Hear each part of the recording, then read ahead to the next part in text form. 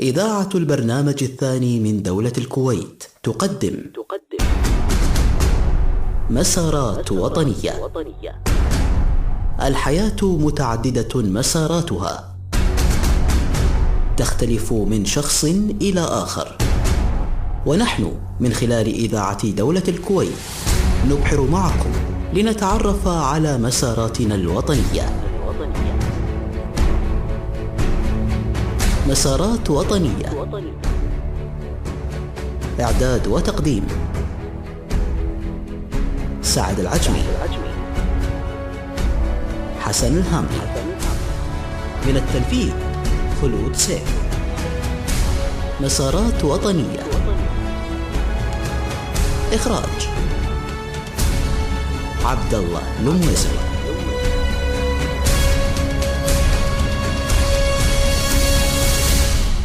مستمعينا الكرام، السلام عليكم ورحمة الله وبركاته، وأسعد الله جميع أوقاتكم بكل الخير واليمن والبركة.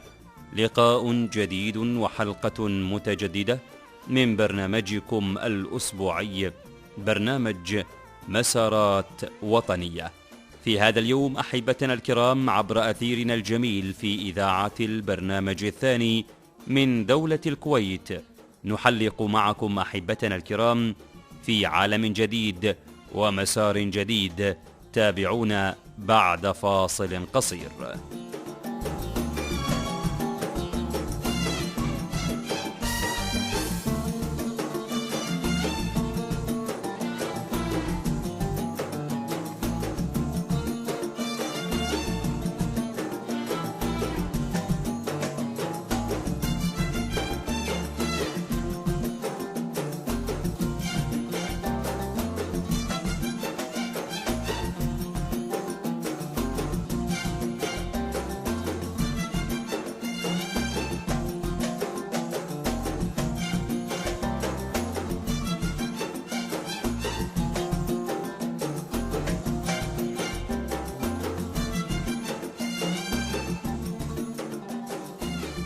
اليوم أحبتنا الكرام في كل مكان سوف نكون معكم مع الطب البديل في مسار وطني جديد.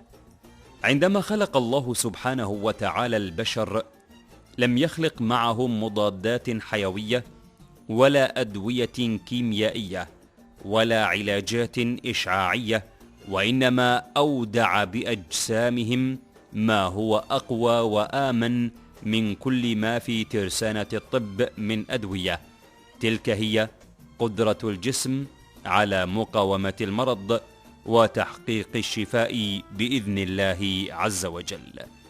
إخوتنا الكرام في كل مكان، من خلال حلقتنا ومشوارنا ومسارنا لهذا اليوم في مسارات وطنية، نستضيف أحبتنا الكرام الأستاذ صلاح بوحيمد، حيث سيكون معنا في هذه الحلقة.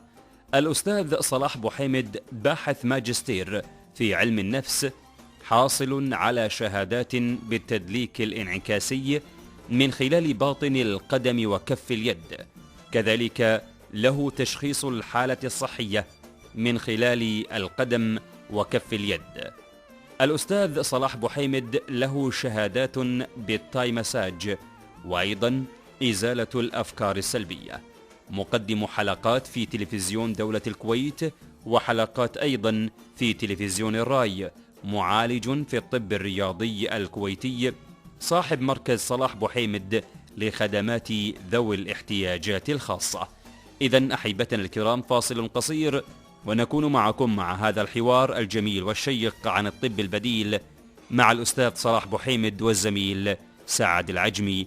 تابعونا.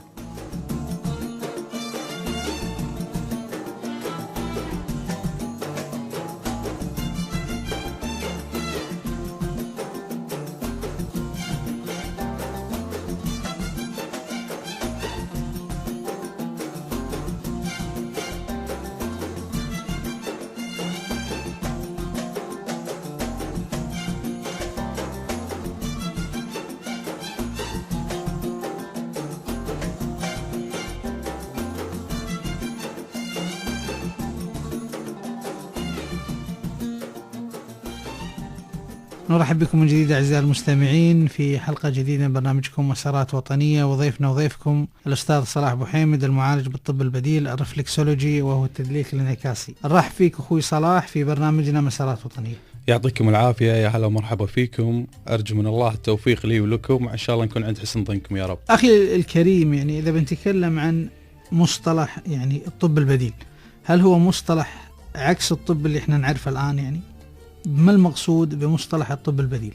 وهو الطب البديل طبعا علم مختلف، فكرة منه أن في مجموعة من التخصصات المختلفة. ممتاز. وممكن من خلالها أن الشخص يلجأ لها في حال أنه لم يجد علاج في الطب الحديث.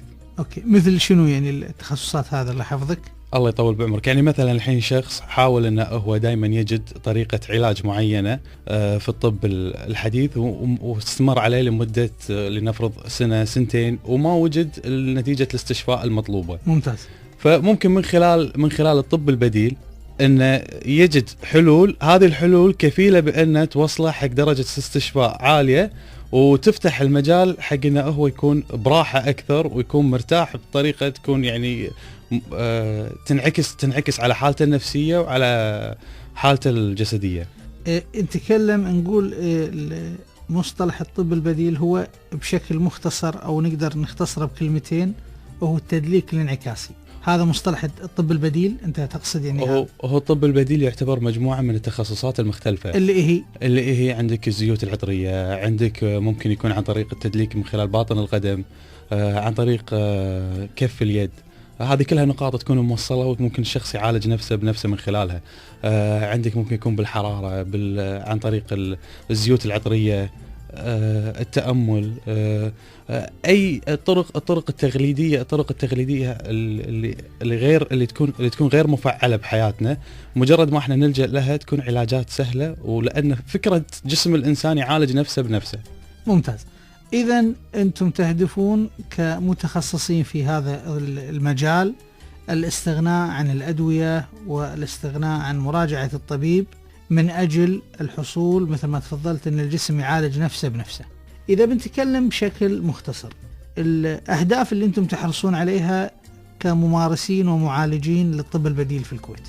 عفوا أخوي، بس احنا ما نلغي دور الطبيب لا بالأدوية ولا انك انت ما تراجعه. ممتاز. الطبيب انت تحتاج انك انت تراجعه. أوكي. وتحتاج انك انت تعرف حالتك المرضية، وممكن من خلال مراجعتك حق الطبيب اذا لقيت نفسك انك انت ما وصلت حق النتيجة المطلوبة، بهالحالة انت ممكن تروح حق الطب البديل تلجأ له. هذا لانه يعتبر الطب البديل فيه اساليب جدا مختلفة وممكن تكون مفيدة لك، لكن دور الطبيب يعتبر مهم وهم يعتبرون مكملين لبعض. شنو أهم الأمراض؟ ما نبي نقول اللي عالجها الطب البديل كمتخصص أنت، يعني تبي أتكلم عن نفسي، عن الأمراض اللي أنت تعالجها من خلال يعني ممارستك كمتخصص في موضوع الرفلكسولوجي. حلو. فضل رب العالمين، في حالات كثيرة يعني تعالجت. مثل عندك اللي هو خلينا نبتدي ما بين يعني الانتفاخ اللي بالقدم. اوكي. عندك القولون. اي. عندك آلام الظهر، الديسك، الاشخاص اللي عندهم صعوبة بالمشي، ظهر الديسك. الخدار اللي بالايد، الاشخاص اللي يشعرون بوهن، صعوبة بالنوم، المشاكل النفسية ممكن تتعالج. بتقول لي مثلا شلون انت تقول لي من باطن القدم وتقول لي تعالج المشاكل النفسية؟ بشكل عام تعتبر القدم خريطة كاملة فيها 7200 نقطة. هذه النقاط مجرد ما انك انت تشتغل عليها تبتدي تحفز الاشارات العصبية. الاشارات هذه تبتدي ترسل من المخ للجسم كله، فيبتدي الجسم يعالج نفسه بنفسه. وفي حالات اكثر من كذي، وفضل رب العالمين انا عرضتهم كلهم بالانستغرام. يعني بالانستغرام موجودة الحالة وهي تتعالج قبل وبعد. اخر كم حالة كانوا معروضين اللي هم ضمنهم طفل كان حلمه انه يشوت كرة، كان حلمه يشوت كرة. هذه لازم تسولف لنا عنها شوي. هذا الطفل كان بس تفكيره كله شلون يحاول انه هو يشوت الكرة، شلون انه هو يمشي عدل. شنو المشكلة اللي عنده؟ المشكلة انه عنده اهتزاز، راجع اكثر من طبيب. اهتزاز في وين؟ اهتزاز بجسمه، حركة اهتزازية. الاطباء يقولوا له ما فيك شيء. كان سبب الاهتزاز انه عنده ارتفاع بدرجة الحرارة مفاجئ. من بعدها صار في عنده صعوبة انه ياكل، صعوبة تكرم بدخول الحمام، لازم احد وياه. طبعا كل هالامور هذه كلها بالنسبه له صارت يعني متعبه. لمن طبعا هو من السعوديه هذا الطفل. حلو. اي من حايل. ممتاز. لمن ممتاز. وفضل رب العالمين استمر 11 جلسه. الولد جابوا اهله لك عندك انت بالعياده في المركز الخاص في موضوع الرفلكسولوجي اللي هو تدليك انعكاسي. الولد كان عنده موضوع الاهتزاز، كان حلم حياته انه يشوت كره. مو بس كذي، انا الحين بكمل لك. فاللي حصل ان الطفل فضل رب العالمين بعد مرور 11 جلسه الاشياء اللي اختلفت معاه، ان تكرم صار يدخل الحمام بسهوله بروحه، قام يشرب بروحه. طبعا هذا موجود بالفيديو قبل، يعني انا كنت مصوره فيديو قبل لا يشرب كانت ايده تهتز ويصب على روحه الماء. المره الثانيه يشرب بسهوله، موجودين قبل وبعد. ممتاز. حلو. بعدين لين اخر يوم اللي هو المشي اذا كان يعاني من اهتزاز ما يقدر يمشي عدل. فبعدين صارت اوكي المشيه زينه. عقبها قال انا ابي اشوت كره، يبنى له الكره. هذا اخر جلسه. بس اللي بقول لك اياه ان اللي حصل بالضبط ان لما حطينا الكره وشاتها، يعني ما اقدر اقول لك شنو المشاعر اللي صارت حزتها لانها مشاعر وايد حلوه. فمن بعدها جتني الفكره، اللي هي فكره شنو؟ الفكره اللي جتني ان اخلي الحاله هذه. الابو كتب الله يحفظه، كتب قصه الولد.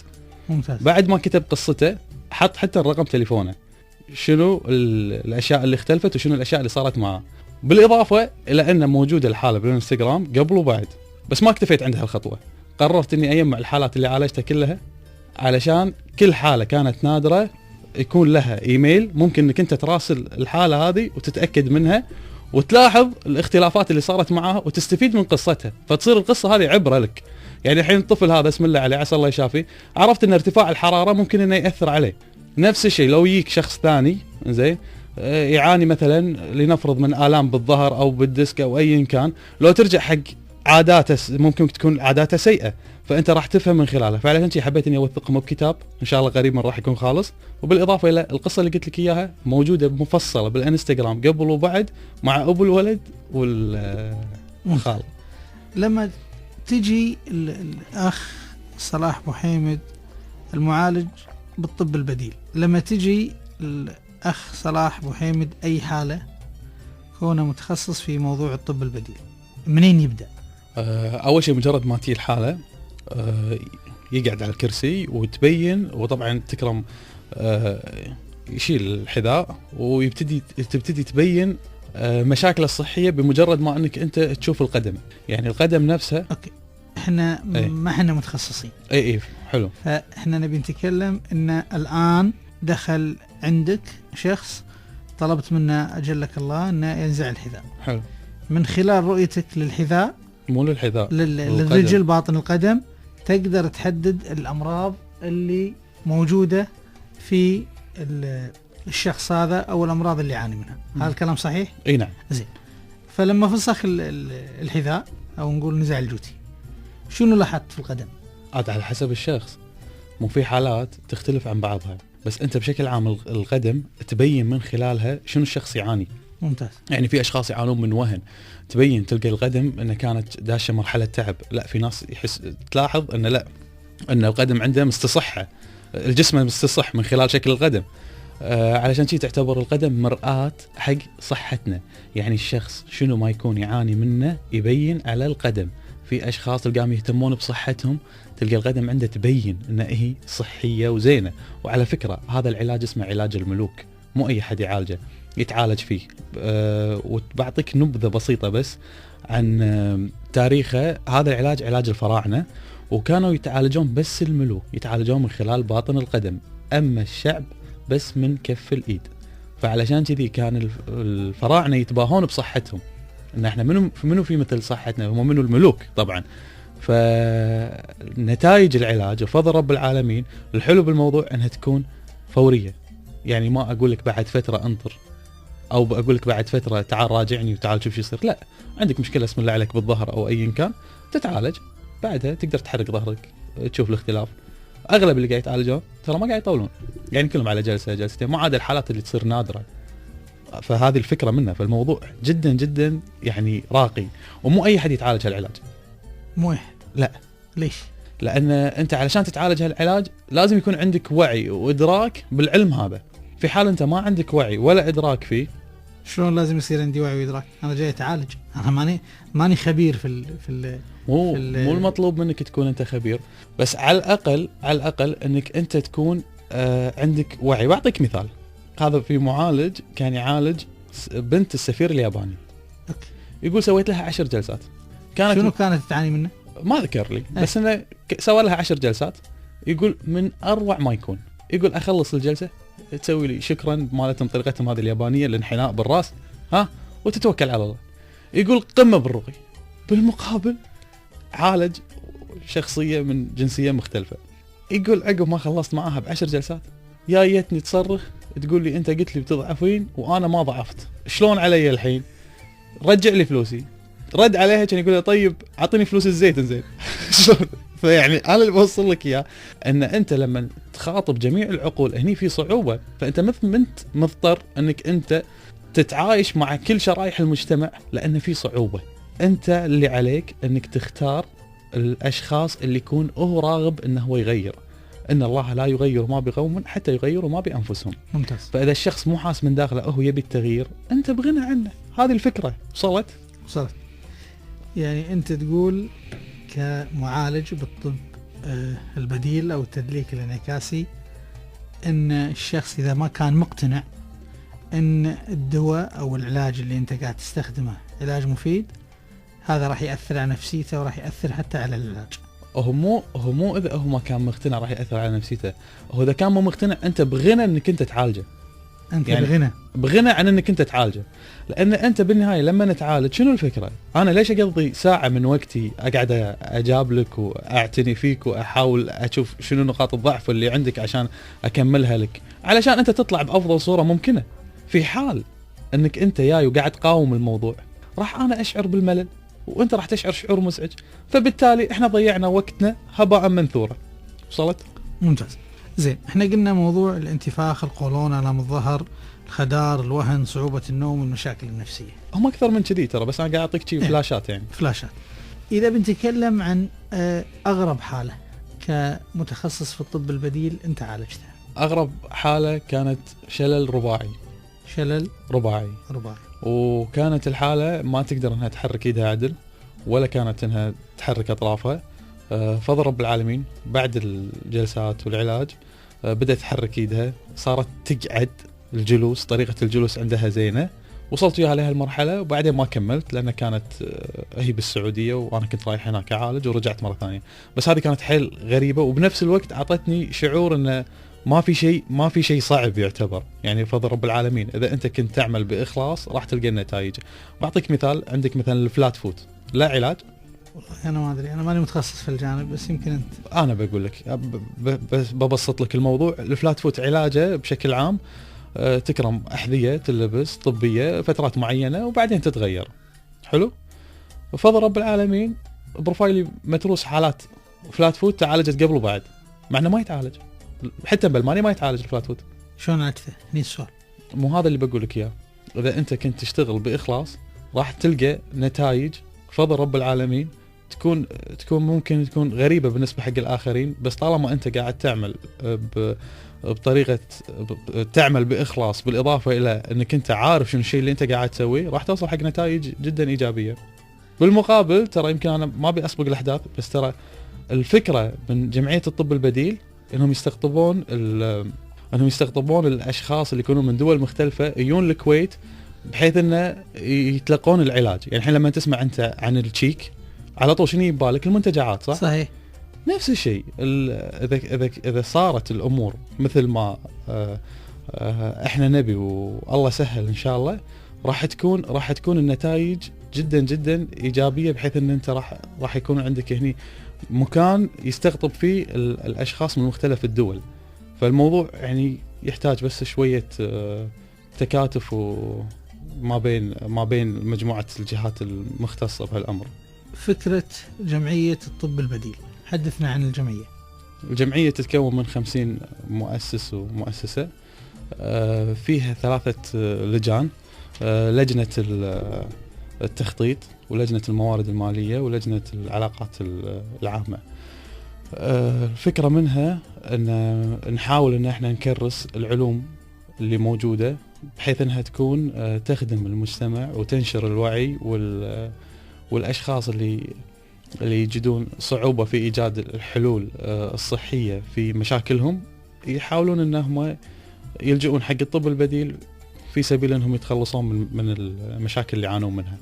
ترى ان هناك اقبال للطب البديل في الكويت وايد ما شاء الله، وايد من قبل المهتمين او الراغبين ان يكونون معالجين بالطب البديل. انا ما اعرف يعني ما ادري اذا على الشخص اللي راغبين، بس انا اعرف ان الاشخاص اللي يبون يتعالجون، خاصه انت الحين ترى يعني احنا ترى طبيعتنا ترى مخلوقات عاطفيه. صحيح. الكلمه تاثر فينا. صحيح. انا بقول لك قصه صغيره شيء مختصره.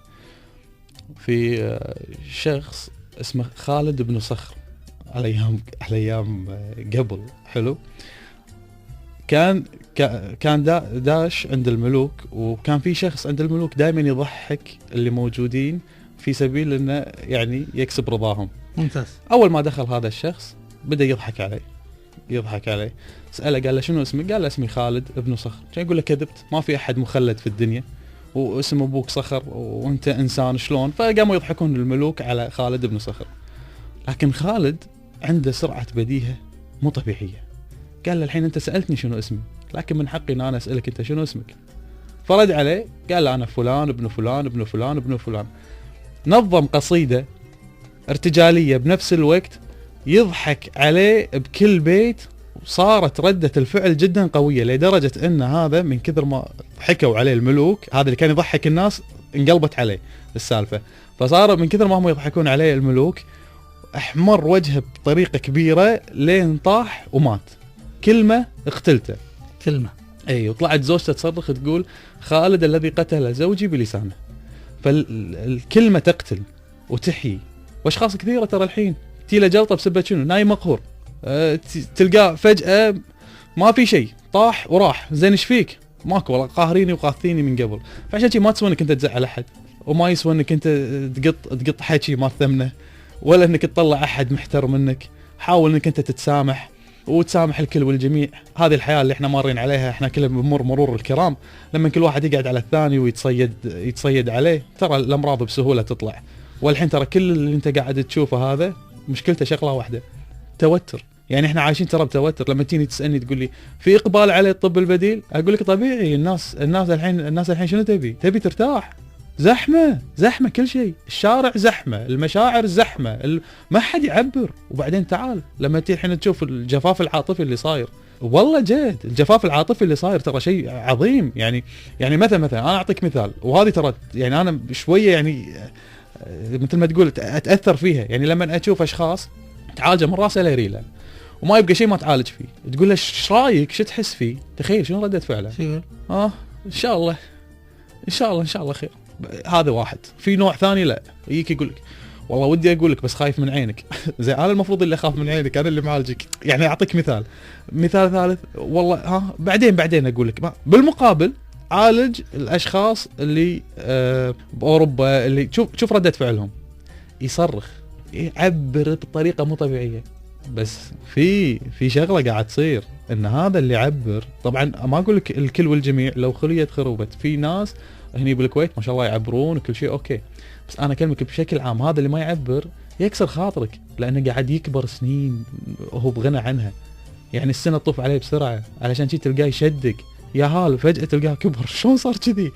حياته روتينه غلط. قبل كانت حياتنا كلها فيها حركة، الكلمة حتى لو تنقال ما تأثر. ليش؟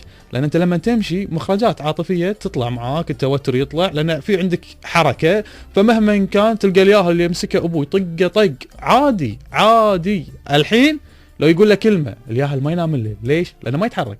فصار شنو؟ صار تقول لا يبا عيالنا حساسين، ترى لا تقول له هالحكي، ترى الكلام هذا راح يأثر فيه، ما أعرف إيش هذا الكلام. ليش هو صار حساس؟ لأنه ما يتحرك، مجاب الآيباد ومجاب الايفون بالضبط، ومجاب البلاي ستيشن بالساعات. فتي تقول له كلمة في طاقة الريال، زي وين يوديها؟ تنقلب هذه الكلمات هذه كلها تنقلب عليه. فشي يصير يا أعصاب، يا يكون ما يتقبل، يا يقول أبوي ما عرف، يا أبوي ما عرف لي، يا ما عرف إيش. ولا لاحظ قبل التربية كانوا يطقون، صحيح، كانوا يسوون، وتلقاه يطلع مضبوط. الحين يقولك خاف تقول له كلمه ترى يتعقد. هذا اللي حاصل يعني. بالمقابل يعني عاداتنا سيئه، هذه المشكله. حديث جميل وشيق فيه فلسفة خاصة مع الأستاذ صلاح أبو حيمد. فاصل ثم نعود لنواصل الجزء الثاني من برنامجنا مسارات وطنية.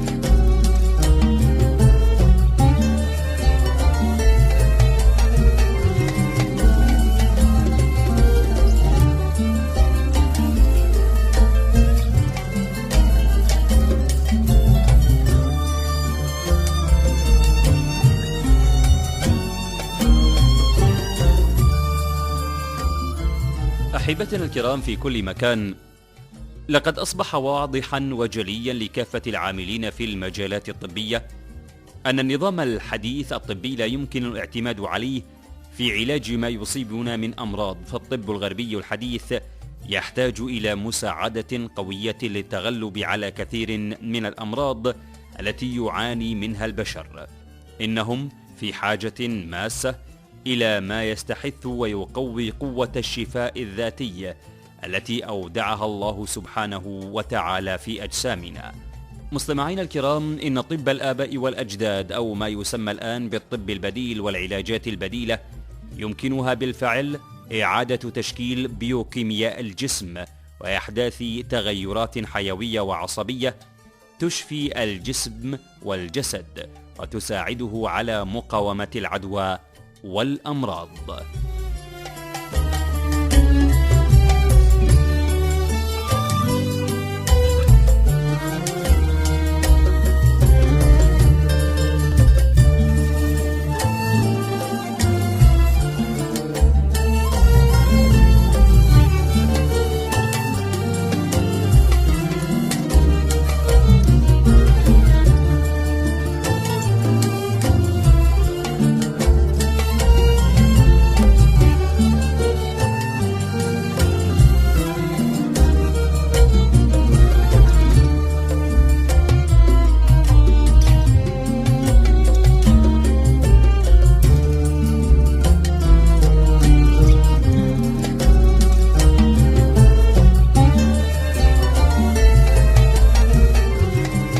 نرحب بكم من جديد أعزائي المستمعين، ولا زلنا نتواصل معكم في برنامجكم مسارات وطنية، وضيفنا وضيفكم الأستاذ صلاح أبو حيمد، المعالج بالطب البديل، الرفلكسولوجي، التدليك الانعكاسي.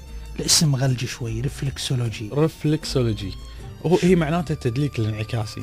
احنا كنا قاعد نتكلم قبل شوي عن الطفل لما يكون حساس وعن طريقة التربية وعن هالاشياء هذه كلها. انا بس حبيت اقول لك شغلة عن اديسون لما رجع البيت كان عنده رسالة من إدارة المدرسة قدمها حق والدته، فلما شافت الرسالة تأثرت اديسون مخترع اللمبة الكهرباء. اديسون عنده رسالة من المدرسة ممتاز، فسلمها حق والدته، فقرأت الرسالة غرقت عيونها، زعلت على الكلام اللي مكتوب. فبس قالت حق ولدها: ابنك العبقري والمدرسة صغيرة عليه وعلى قدراته، عليك أن تعلميه بالبيت. فشنو المشاعر اللي حق إديسون؟ طبعا الزهو والافتخار، مستوى يعلى من مستوى المدرسة. حلو. توفت والدة إديسون.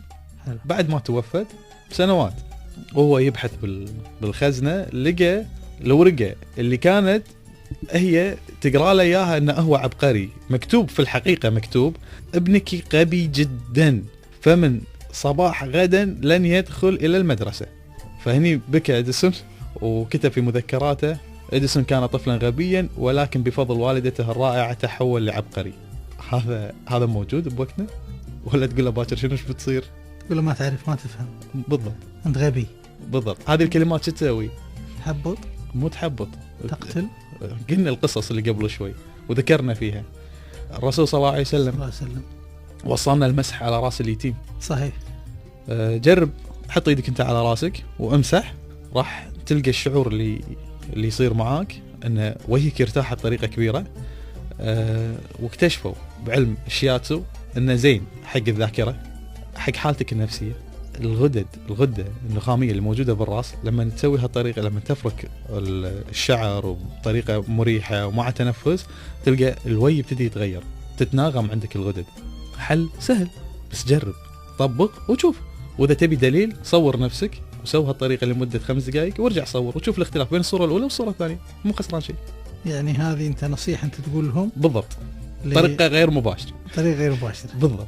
احنا نرد نتكلم نقول ان الابناء في هذا الوقت لانهم ما يتحركون، ما يروحون، عندهم طاقه مخزنه، فامر انه يصير حساس، اي كلمه تاثر فيه بشكل مباشر. شنو انت كمتخصص تبي توجه نصائح كونك معالج بالطب البديل الرفلكسولوجي؟ انا النصيحه اللي اقدمها ان اغلب الاطفال قاعدين بسم الله عليهم تلاحظ الاعراض اللي يعانون منها كانهم اشخاص كبار وتنصدم. شنو الاعراض؟ يعني مثلا تلقى طفل في املاح بجسمه، تساله تقول املاح اوكي، يوريك اسيد عالي، تساله تقول له انت ليش صاير معاك كذي؟ شنو الاشياء اللي تاكلها؟ تستنتج انه ياكل وجبات سريعه، النقت ما يطيح من ايده، ان الولد اذا بطل حلجه على طول ودوه الجمعيه يسكرون حلجه، اذا ضايقهم ولا شيء، المهم بس تشعس فيه. شنو الاكل ما يدرون. زين الولد قام ينتفخ، الولد قام ينفس، الولد قام يتكلم ما يرد عليك حقر. يعني الحين لما تكلمه شو السبب؟ التغذيه غلط، التغذيه تلعب دور مو طبيعي. يعني الحين انت ممكن تطالعني وبس تبتسم، صح، وممكن تطالعني وانت تكون منزعج مكشر مالي خلقه، بس ممكن تكون المشكله مو فيني، المشكله انت شنو ماكل قبل تي، يعني شنو الاكل اللي انت اكلته. يعني الحين اذا الاكل انا ما اكلته اكل مو زين مثلا، ايه، او مو زين على الصحه النفسيه، ايه، ياثر هذا على يلعب بمزاجك بشكل مو طبيعي. شلون؟ انا اعطيك مثال. تفضل. الحين انت لما تاكل الكاكاو بشكل عام، حزتها بس ترى يجيك شعور بوناسه، بعدها يصير الشعور معاكس، الوناسه هذه كلها يصير فيك مثل دروب. علشان كذي جرب اكل كاكاو بكثره، وبعدها لاحظ الشعور المفاجئ اللي يجيك. يشعر الواحد حزين، هذا 1. 2 حزين. اي ليش؟ لان انت لما تاكل الكميات العاليه هذه من السكريات يرتفع عندك السكر بشكل عالي، وبالمقابل فجاه يوقف. فشي يصير معاك؟ مشاعرك كلها تختلف. جرب يوم من الايام تريق وريوق يكون مفيد. حلو، لاحظ طريقه تعاملك مع الناس، تطلع مبسوط. واليوم اللي ما تاكل فيه تلقى مزاجك اختلف، مع انه شنو وجبه ريوق. اعطيك مثال ثاني، اكل مفيد التزم فيه. لا انت لما تقول لي اكل مفيد، يعني احنا قاعد يسمعونا الاخوان في الاذاعه، فودنا احنا لما نقول اكل مفيد، انت من وجهه نظرك كمتخصص في الطب البديل، لما تقول اكل مفيد شنو تقصد باكل مفيد؟ انا عطنا وجبه. اعطيك مثال. يعني مثلا اذا قلنا شخص ما يعاني من امراض، الشخص السليم شنو اللي ممكن ياكله الصبح؟ حلو، تينه و7 زيتونات. تينه و7 زيتونات، حلو، هذيل يكونوا مفيدين حق الغده، يخلي الغده تعمل بتناغم. ممتاز. عندك اللي هو ممكن انت تفتح ريجك على تمر، تاكل الاكل اللي تختاره، تاكل الزعتر، تتوجه دائما صوب الاغذيه اللي تكون سهله الهضم، تاكل لك موزه، مكسرات، جوز، لوز. هذه الاغذيه كلها هذا الصبح. هذه الاغذيه كلها شو تسوي؟ تغير مزاجك. لاحظ وجرب تريق بالاكل اللي ذكرت لك اياه ويكون مفيد. راح تلقى الجوز واللوز والتين والزيتون والفاكهه بشكل عام. يعني اكلمك حق الشخص اللي يكون يعني سليم، ما يعاني من مشكله، ما عنده مشكله. راح تلقى ان الوضع شنو؟ راح تلقى ان الوضع عنده يختلف. انا بقول لك مثال على الاغذيه. قبل الفراعنه عندهم شغله اسمها عقاب بالمشمش. عقاب بالمشمش. شلون عقاب بالمشمش؟ يعني اذا سمع هذول اللي قاعد عندهم، هو خل اشرح لك اياها. هو تخصص الكيمياء، عندهم علماء بالكيمياء جدا بارعين، فهذه الكيمياء كانت عنده بالنسبه لهم كلها اسرار. اذا واحد منهم عرفوا انه هو افصح احدى الاسرار، يقولوا له عقابك بالمشمش. اذا يقول الحين واحد تقول له عقابك مشمش، يعني خلاص ما راح يتعاقب. ايوه بالضبط. بس اذا قال عقابك بالمشمش يقول لك يبتدي يرتعد خوف. ليش؟ لانه خلاص يعتبر اعدام. اعدام بالمشمش. تخيل يعدم بالمشمش. اعدام بالمشمش. فكر فيها شلون بلا تصير هذه؟ صعبه صح؟ ما تصير. اي انا اقول لك عندك بذور المشمش فيها مادة يستخلصونها ويعطونها الشخص اللي أفشى أسرار الكيمياء. فهذه البذور بهالمادة هذه يعدم فيها.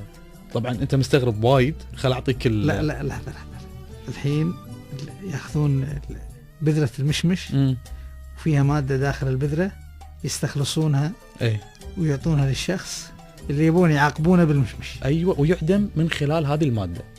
شنو المادة هذه؟ المادة هذه أنا ما يحضرني اسمها، زين، بس أنا ممكن أقول لك مصدر هالمعلومة كتاب تور صبري الدمرداش، معروف. عجائب وغرائب، أعطيك المصدر مالها. فمن خلالها لاحظ اللي قاعد يصير شنو. هذه ترى مو بس موجودة بالمشمش، موجودة حتى بالتفاح بعد، وموجودة بالكرز بعد. هالثلاث بالبذور نفسهم موجودة هالمادة هذه، يستخلصونها ويعدم من خلالها. فأنا شو اللي بوصل لك إياه من هالموضوع هذا العابر كذي؟ اللي بوصل لك إياه إن إحنا أحيانا تكون أمور بسيطة لكن تخفى عنا. شنو السبب؟ شيء واحد، إن إحنا ما ندرك مدى أهميتها. فكل ما زاد الإنسان بالتعلم وكل ما صار عنده وعي، كل ما الإنسان أصبحت حياته مريحة. فلما نتيني تقول لي شنو تقصد بالأكل المفيد أو شنو الشيء المفيد اللي أنت تقصده، أنا أوصل لك مثال. ممكن الواحد يأكل المشمش في سبيل أنه هو مفيد، لكن إذا كل البذور هني قاعد يأذي نفسه. وصلتك؟ ممتاز. هذا اللي أقصده. هذا يعني معلومة جميلة وطريفة رواها لنا الأخ صلاح أبو حامد، قال إن في عقاب في دولة أو عند الفراعنة قديما اسمه عقاب بالمشمش. زين، إحنا نتكلم نقول بعد ما يطلع الواحد متريق والريوق صحي مزاجه يكون زين، زيادة الوزن لها علاقة في موضوع الطب البديل الرفسكولوجي اللي انت تفضلت فيه؟ هو شوف، زيادة الوزن بشكل عام، يعني اذا تبي تلخص الفكرة شنو سببها؟ شيء واحد اختصر لك اياها، إرادة. انت اذا ملكت الإرادة ملكت امور كثيرة. شنو المشكلة بالإرادة؟ يعني اغلب الحين مثلا لو تلاحظ مثلا شخص سمين تسأله تقول له كم ساعة تنام؟ يقول لك 8 ساعات. زين، هذا اللي ينام 8 ساعات دوامك ايش كثر استاذي؟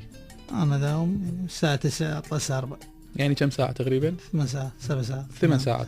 انزين، 8 ساعات الشخص قاعد بالمكتب ونايم 8 ساعات ويبي يقيل له ساعتين، كم صار مجموعهم؟ هذه 8 ب8 16 وساعتين 18، بقى له كم باليوم؟ 6 ساعات. 6 ساعات. انزين، 6 ساعات راح يكون عنده خيارين، يا انه يكون يقضيهم 6 ساعات سرحان او يفكر ايش بيسوي اليوم اللي بعده. بالضبط. فانت ايش سويت بيومك؟ انت قاعد يومك كله ما في حركة، فتلقى الشخص يعاني من سمنة ومن كسل ومن امور كثيرة. فانت علشان تنزل وزنك لازم تفهم شيء واحد، الإرادة هذه انت تعرفها ترى، وكل الاشخاص اللي قاعد يستمعون لنا ترى يعرفون الحين الناس. واكثر واحد ترى يعرف يختار الأغذية السليمة الشخص اللي عنده سمنة، من كثر ما هو جرب الأكل، جرب الأكل، جرب الأنظمة الغذائية. إذا بنتكلم أن الطب البديل، مستقبل الطب البديل، أنت كمتخصص كمعالج شنو مستقبل الطب البديل؟ الطب البديل مستقبله حاليا يعني إن شاء الله بحول الله وقوته راح يكون في إقبال كبير عليه، بسبب أن في، طبعا أنا أكلمك بشكل عام برا الكويت، برا الكويت في دول تقط مبالغ كبيرة في سبيل الأبحاث. فحاليا انت الحين حاليا لما تشوف الاشخاص اللي يهتمون بهالامور سبب اهتمامهم فيه، تكتشف ان وياهم حق. ليش؟ لان بعد ما تعاشر المجتمعات اللي برا توصل حق حقيقة. شنو هي الحقيقة؟ ان احنا للحين ما انولدنا. شلون ما انولدنا؟ يعني في امور كثيرة تخفى علينا.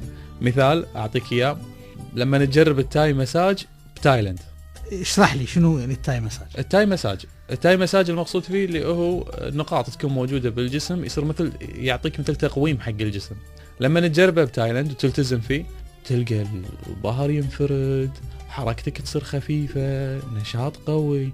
طيب تسأل نفسك تقول الحين صار ليش كثر عايش، ويني ما حسيت بهالشعور؟ المضحك ان انت تحسب ان الوضع اللي انت كنت فيه قبل هذا طبيعي، بس من كثر ما انت متعايش معه وضعك الغير طبيعي اصبح بالنسبة لك طبيعي. فاللي بوصل لك يا سيدي ان اللي حاصل هذا كله شغله واحده، جهلنا بالعلوم اللي ممكن تكون مفيده لصحتنا ولافكارنا وحالتنا المزاجيه، هو يرجع هذا احدى الاسباب اللي مخليتنا نعيش بتعب او نعيش بطريقه تكون صعبه علينا. زي مستقبل الرفسيكولوجي تدليك انعكاسي في الكويت. والله بالنسبه حق الكويت انا اجهل بالمستقبل شنو، بس انا اللي اعرفه ان الرفلكسولوجي عليه اقبال كبير، ان الاشخاص عاداتها سيئه مأثرة عليها، فاصبحوا دائما يحتاجون حلول تكون سريعه ومختصره وغير مكلفه. اللي اعرفه ان العلاجات نفسها تختلف من شخص لشخص، فعلشان كذي ممكن اللي يناسبني ما يناسبك، ممكن اللي ما يناسبك ما يناسبني، كل شخص توجهاته واحتياجاته مختلفة عن الآخر. فبس اللي أقدر أقول لك إياه أن المجتمع بشكل عام، الأشخاص الناس يحتاجون الطريق الصحيح اللي ممكن يخليهم يشعرون بالراحة أو يشعرون بالانسجام ما بين مشاعرهم وأفكارهم ونفسيتهم. صلاح بوحيمد، المعالج بالطب البديل في الكويت. أنت عندك مركز، أي نعم، تستقبل مثل ما تفضلت حالات من الكويت، من برا الكويت، من دول الخليج. تكلمنا قبل شوي عن حالات الغريبة وكذا. تتوقع أن هناك من يتهمكم بأنكم تبيعون الوهم للناس؟ اي شلون نبيع الوهم يعني؟ شلون ممكن يعني قصدك انه ممكن ان الواحد يبيع الوهم يعني يقول لك ان الطب البديل او التدليك الانعكاسي هذا شيء تشانس باي تشانس، بالحظ.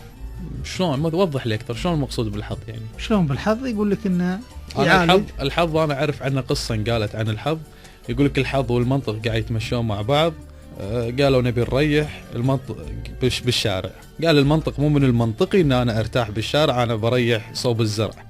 فقال الحظ كيف؟ انا بنام بالشارع. جت السياره مسرعه شافت الحظ وخرت عنه، دعمت المنطق، مات المنطق وعاش الحظ. انا هذه القصه اللي اعرفها مات المنطق وعاش الحظ. الله. انا هذه القصه اللي اعرفها عن الحظ. بس شنو اللي تقصده؟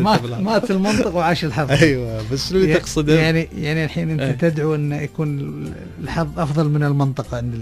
لا انا قاعد اقول لك القصه هذه يعني. انا اللي اقول لك لا انا اقول ان هناك يعني الدكاتره، كل الدكاتره مؤمنين في موضوع الطب البديل. عفوا يعني بس سؤال، الدكاتره المتخصصين يعني هل متوقعين ان الطب البديل فعلا هو علاج الكثير من هذه الامراض؟ هو شوف يا سيدي، انا اللي بوصل لك اياه ان انا اجهل شنو قناعات الناس، ولاني انا بحكم اني انا اعرف ان هذا الشخص مقتنع بالطب البديل ولا مو مقتنع. انا اللي علي شيء واحد، اني اوصل حق النتائج المطلوبه من خلال علاجي للشخص، وان الشخص نفسه اللي قاعد يتعالج يشوف النتائج قدام عينه بس. اما شخص دكتور بمستشفى فلاني او دكتور مكان معين يبي يقتنع بالطب البديل، هو اقتناعه بالطب البديل او من عدمه ما راح يغير بالنتائج شيء، لان انت ما بينك وما بين الشخص المتلقي. بس ان مثلا انت تقول لي شلون مثلا ممكن ان انتم يتهمونكم ان انتم تبيعون الوهم. حاليا الناس تفتحت، الناس الحين حاليا عندها ادراك، الناس الحين حاليا اصبحت يعني الاشخاص اصبحوا اذكياء، الواحد يميز يعرف الصح من الغلط. فانت لما تجي وتقعد وتلقى الشخصيات مهمه تيك وتتعالج عندك وتضيع من وقتها في سبيل انه يلقى له حل ويقصون تذاكر وحجوزات علشان يجونك، هذه كلها اللي قاعد يسوونها، كل هاللفه هذه كلها ما راح يكون هو شخص عادي. فاذا ما كان النتيجه ترضي، صدقني الناس اذكيه اكثر مما احنا نتخيل يعني. انت عضو في جمعيه الطب البديل في الكويت. هنا شنو اهداف الجمعيه عندك؟ اهداف الجمعيه من ضمنها اللي هي نشر الوعي، نشر ثقافه جديده، ممكن تكون نشر الوعي في موضوع الطب البديل من خلال التخصصات المختلفه. ممتاز. من ضمن اهدافها ان تكون تقدم خدمات ذات جوده عاليه، تكون تنعكس على صحه الافراد وعلى المجتمع. حلو. اقامه محاضرات وندوات في البلاد وخارج البلاد في سبيل الوصول الى اكبر عدد ممكن من الافراد ويتعلمون هالشيء هذا كله.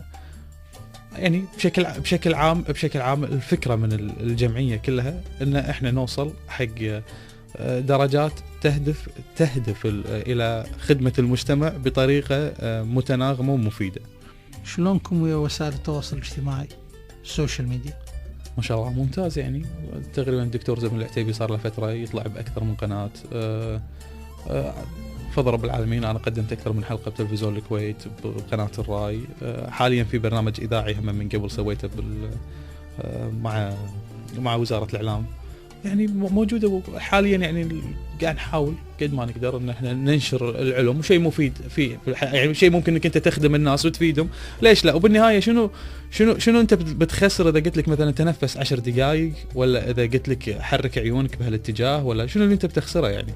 غير انك انت يعني راح تسالني عقبها انا سويت هالشيء شنو اللي تغير معاي، مو انت راح تشوف النتيجه يعني قدامك. هذا الحلو بالموضوع.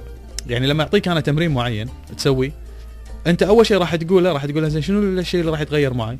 عطنا تمرين الحين، اخوان قاعد يسمعون بسياراتهم ان شاء الله راح اعطيك تمرين. بس قبل لا اعطيك تمرين بسالكم سؤال. اذا كان عندك مبلغ معين، انت خاطب المستمعين أوكي. انا وياك ان شاء الله انت ماله بعدين. السؤال اللي راح اسالكم اياه، اذا كان عندكم مبلغ معين شنو الشيء اللي ممكن انكم تسوونه؟ هل انكم تشترون جهاز الكتروني او انكم تسافرون؟ اعطيكم 10 ثواني تفكرون. بعطيكم الاجابه. من الافضل انكم تسافرون وتغيرون جو. انا مو قصدي احرضكم على السفر، لكن الفكره من هالموضوع ان الاشخاص اللي يسافرون، اللي يصير معاهم يتعلمون عادات جديده وثقافه جديده. 1 2 الخلايا عندهم تتجدد. 3 الغدد تعمل بتناغم. هذا الموضوع انا حبيت يعني اطلع شويه من اطار الطب البديل بهالقصه هذه، بحيث انكم تتعلمون ان السفر له مميزات كبيره. اما الجهاز الالكتروني راح يخليكم حبيسين اللحظه وجالسين لفترات طويله، وراح يجيب توتر امور كثيره مختلفه. عسى الله يلبسكم الصحه والعافيه. نرجع حق موضوعنا بس بعد الفاصل. فاصل أعزائي المستمعين، ثم نواصل الجزء الأخير من برنامج مسارات وطنية. وضيفنا وضيفكم الأخ صلاح بوحيمد، المعالج بالطب البديل الرفلكسولوجي أو التدليك الانعكاسي.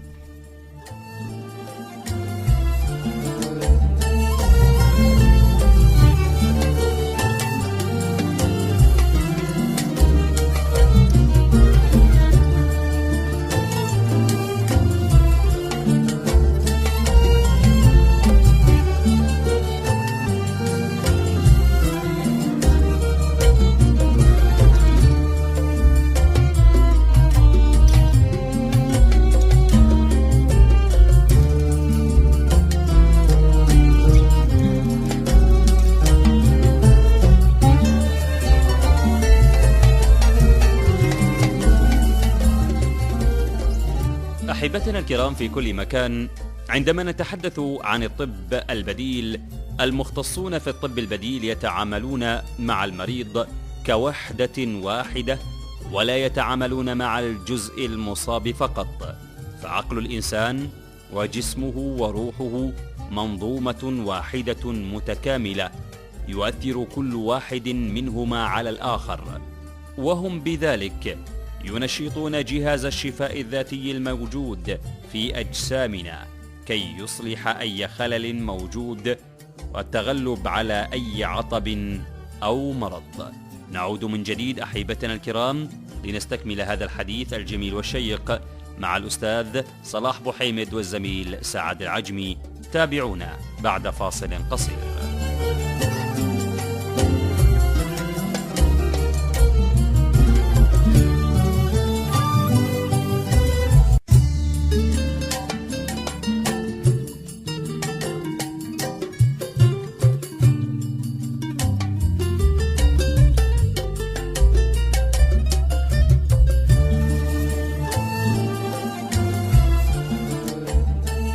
احنا قبل لا نطلع الفاصل تكلمنا عن موضوع السوشيال ميديا والتواصل الاجتماعي.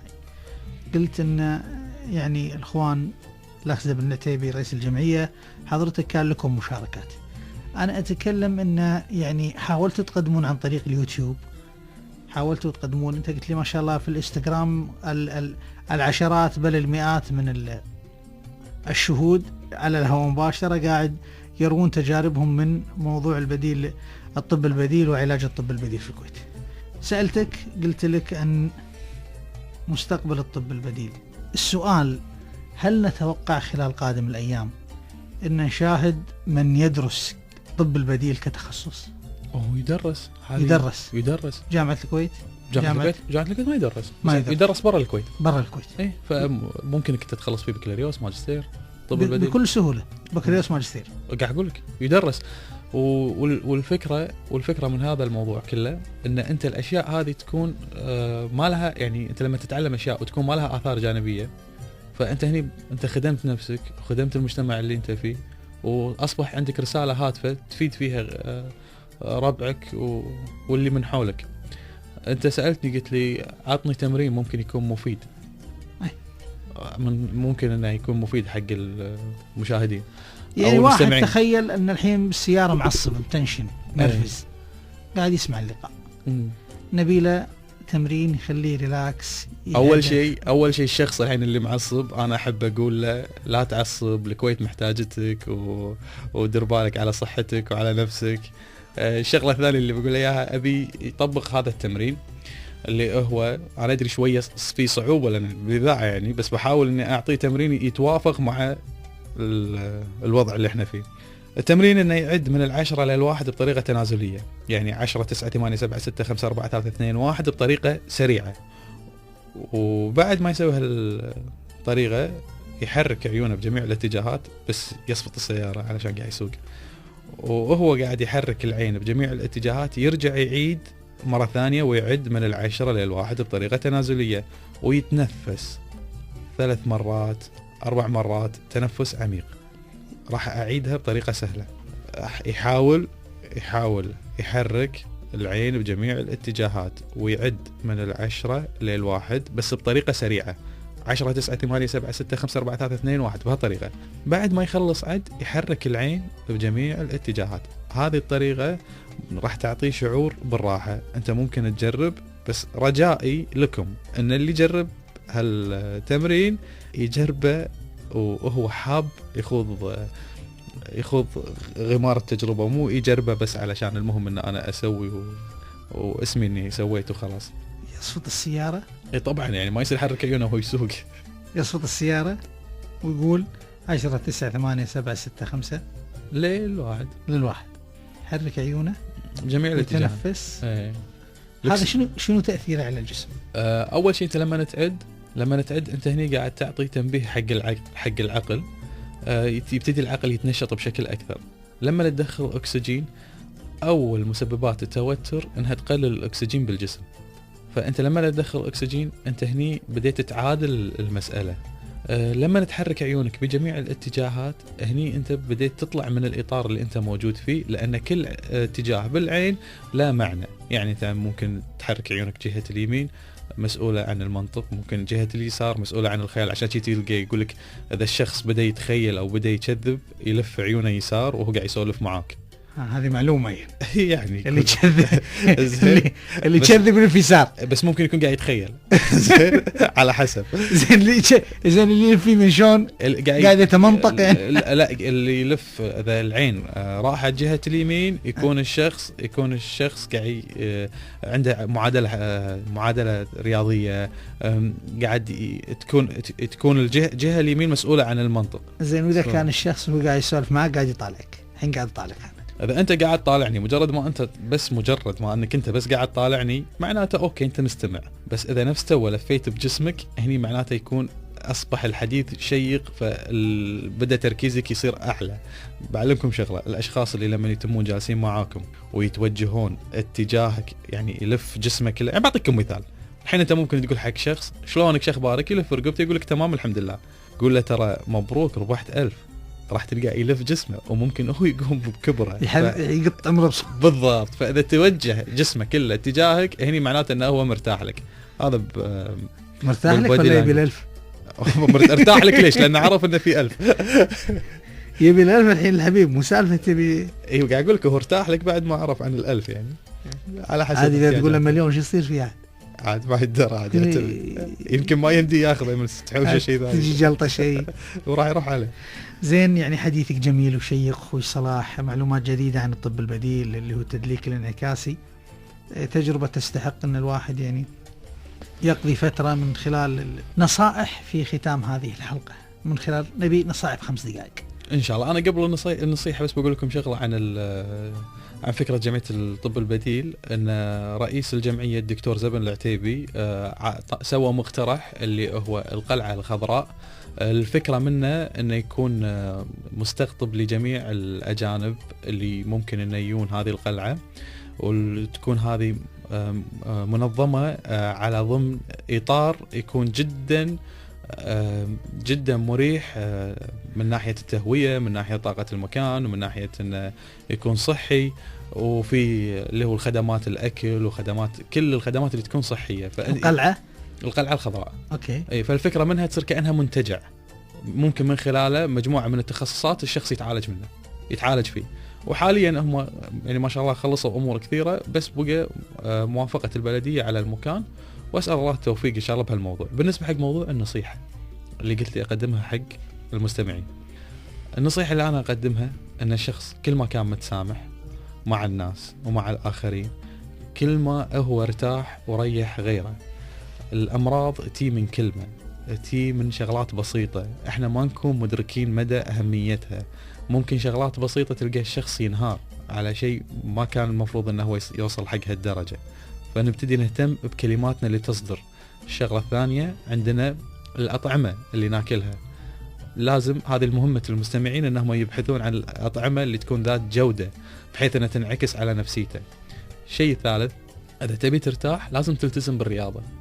متى ما قدرت جسمك راح يقدرك، ومتى ما تناسيته وتجاهلته راح يتجاهلك بوقت تكون أنت فعلا حلمت محتاجه. كل الشكر والتقدير للأستاذ صلاح بوحيمد، المعالج بالطب البديل، الرفلكسولوجي والتدليك الانعكاسي، ضيف معنا في حلقة من برنامج مسارات وطنية. شكرا جزيلا على هذه النصائح، وشكرا على هذه الحلقة الجميلة. نتمنى أن نكون إن شاء الله بإذن الله قدمنا شيء للمستمع الكريم. جزاكم الله خير، وإن شاء الله نكون عند حسن ظنكم، وأسأل الله التوفيق لي ولكم يا رب. أعزائي المستمعين، كنتم في حلقة جديدة من برنامجكم مسارات وطنية، وكان ضيفنا وضيفكم الأستاذ صلاح بوحيمد، المعالج بالطب البديل. في لقاءات قادمة انتظرونا، في أمان الله.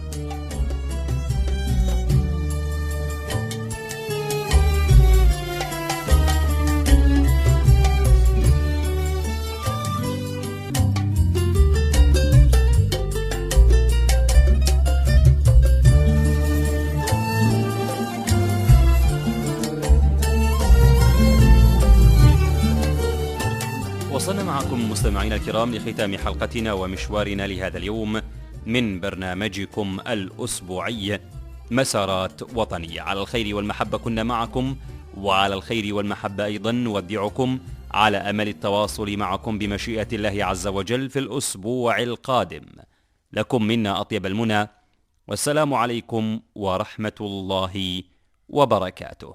كنتم مع برنامج مسارات وطنية.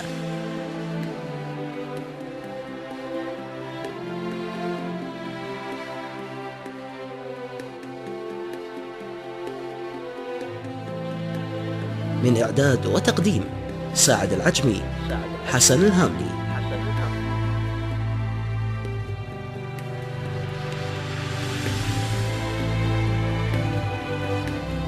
من التنفيذ خلود سيف.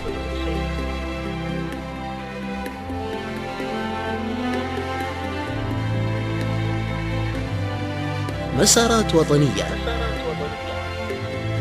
للمخرج عبد الله المويسري.